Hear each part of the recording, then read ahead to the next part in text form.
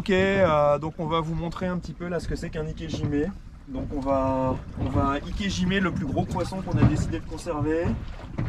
On va remettre à l'eau les petits poissons. Voilà, salut mon pote. Tu vas grossir.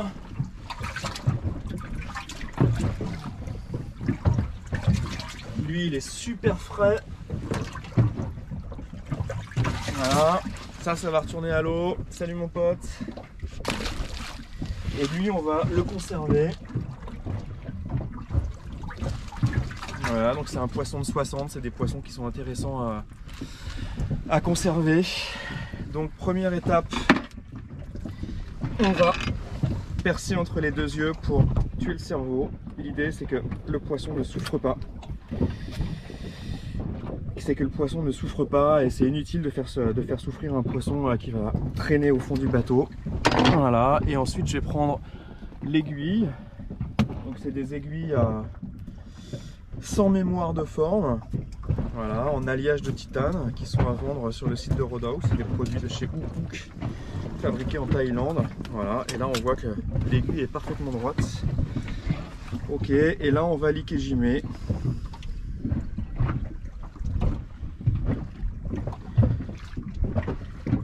Voilà, là on voit que le poisson réagit de manière très typique. On est en train de détruire en fait ce qu'il y a à l'intérieur de la colonne. Voilà, c'est aussi simple que ça.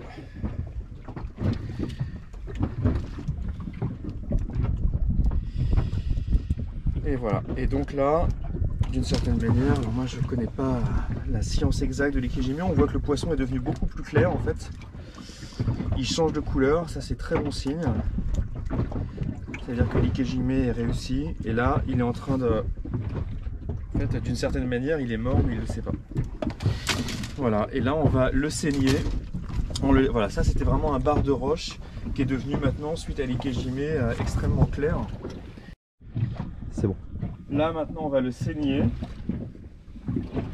Hop.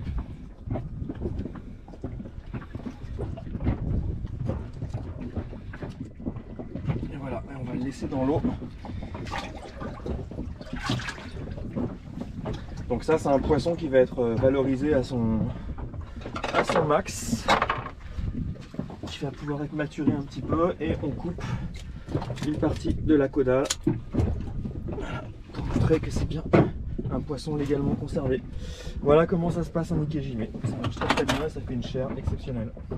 Poisson bien conservé, bien valorisé.